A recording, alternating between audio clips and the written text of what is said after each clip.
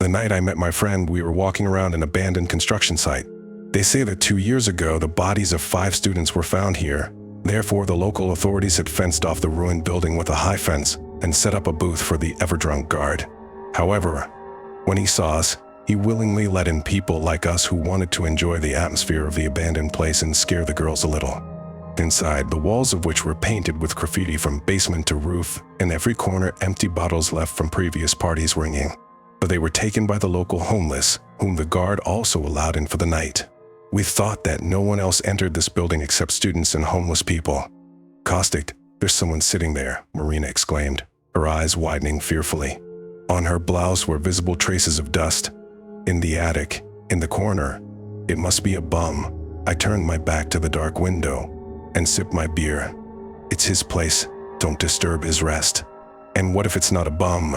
Marina firmly grabbed my elbow, took the bottle and looked at my face. In her eyes, full of fear, flashed the usual hardness, and I felt angry. "Go and see. Or should I call someone else?" "Then why distract Misha?" I exclaimed. "He'll go away and come back. And what if he doesn't have enough beer?" "Don't start," she said. "Everyone knows you don't like him." "Yeah," I said with a sneer. "Why should I?" "Will you go?" she asked with even more insistence. I nodded. "But don't be surprised if I find the bum a more pleasant conversation partner than you." "I wouldn't be surprised," she said, turning away and sipping from my bottle. As I made my way up the painted stairs to the second floor, I could barely keep from smashing my cell phone against the wall, lighting my way. There was less graffiti and empty bottles in the attic, but more dust and rags. The water dripped through the holes in the roof. It had just rained. Pigeons cooed faintly somewhere, and the leaves of the emaciated birch tree in the corner rustled quietly.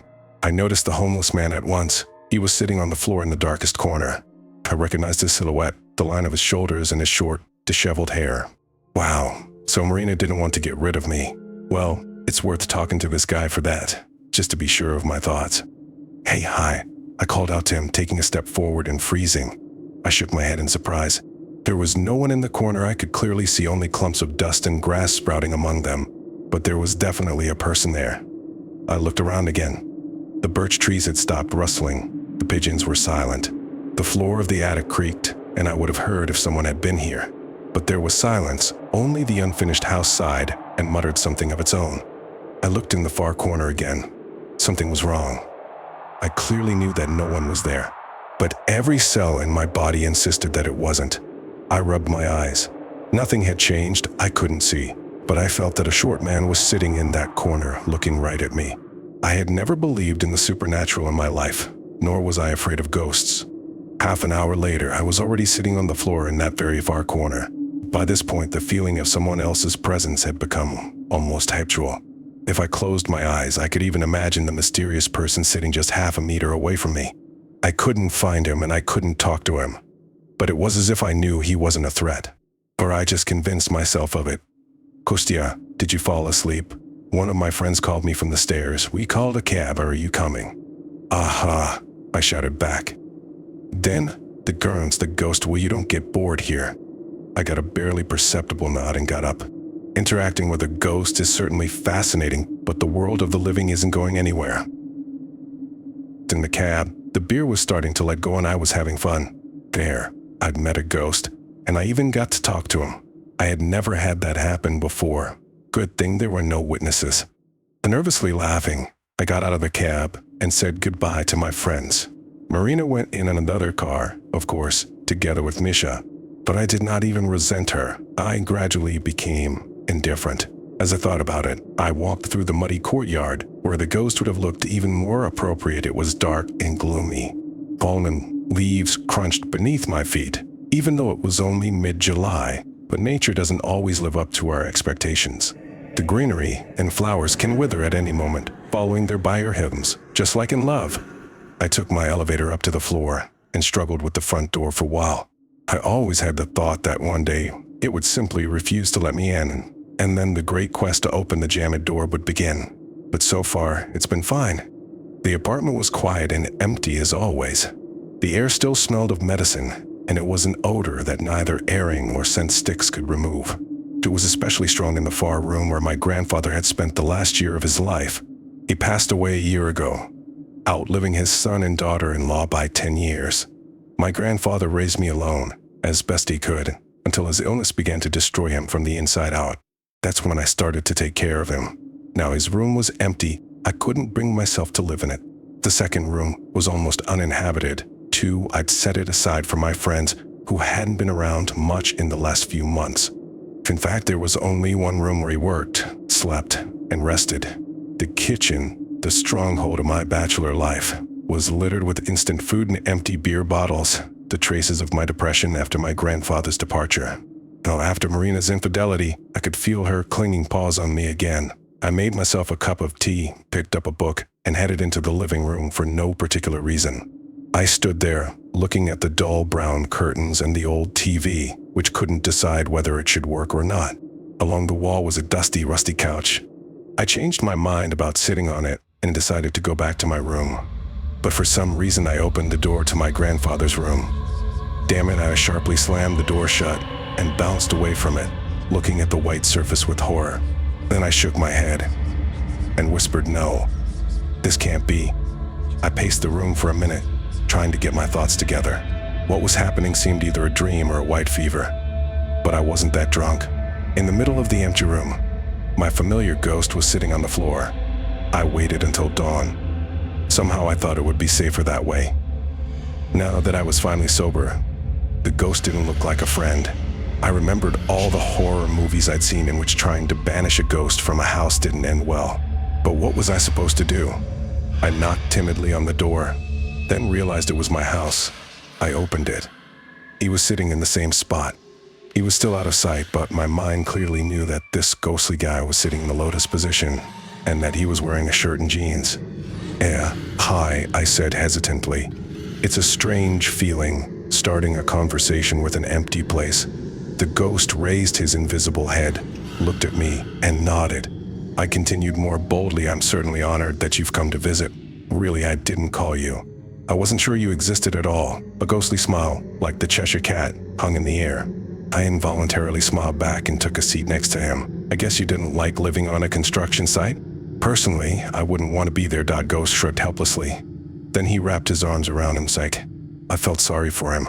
"After all, I have nothing to lose." "Do you know," I said quietly, "I've got 2 rooms here that aren't used much, so you can stay, unless you're a demon or a poltergeist." I felt his surprised look on my face. I stammered, "If you set up in the living room, I won't mind. I'm a little lonely here, and I do well with live people. Will you stay?" The ghost nodded, and I felt proud. He'd probably planned to stay here, even if I hadn't agreed. And now he'd been invited, and I could even make conditions. Anyway, I stood up and started shaking off the dust from the floor. "You owe me peace and quiet. Don't interfere with work. Don't sigh at night. Don't scare the guests. No hiding things. I'd probably ask you for half the rent, but what's gone is gone." From that morning on, an invisible tenant took up residence in my living room. He turned out to be friendly and inconspicuous, and in a way, even useful. Things went missing less often. The door stopped sticking and food no longer burned.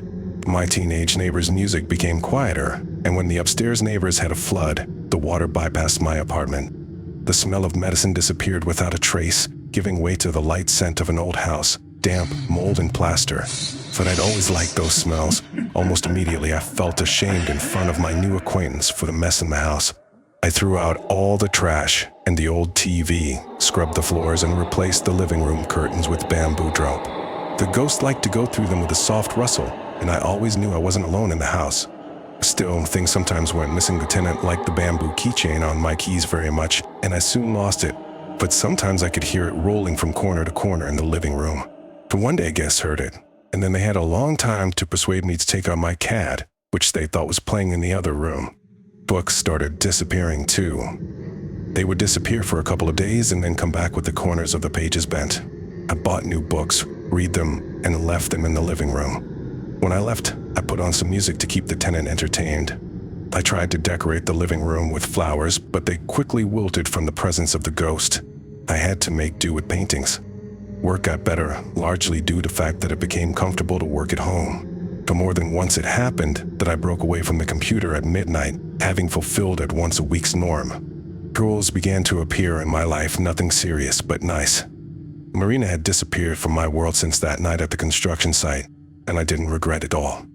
It had been a little over a year since the ghost had taken up residence with me, but I was walking home when I was suddenly called out. When I turned around, I saw Marina. To be honest, I didn't recognize her right away.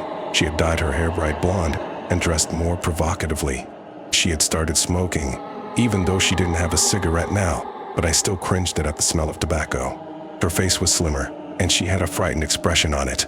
This was not the Marina with whom I had once been afraid to fall to my knees. This one wanted to pity. "Hi," I said, trying to smile as friendly as possible. "It's good to see you." "Me too," she said, smiling tentatively. Her fingers were rubbing the collar of her sweater, and I noticed her wedding ring. "You got married." "That's great, I was genuinely happy. And who is this lucky man?" "Misha." "Misha," she confirmed, somehow shrinking back. "Let's not talk about it. How are you?" "Oh, wonderful. Better than ever." "I'm glad you're doing well," said Marina, and looked at me with unusual shyness. Caustic, I was thinking. "Since we met, do not want to walk with me? Like in the good old days?" So I looked at her with surprise, and in me flashed long-forgotten anger. "You went out with Misha while I was recovering from my grandfather's death. You made a fool of me in front of our mutual friends, dumped me for your current husband, and now you want to go out with me. Why not? I could date you again behind Misha's back, doing to him what he did to me. Taking you away from your family, just leaving you. Was not revenge." I chuckled at my thoughts and shook my head. "Sorry, Marina. I have other plans for today."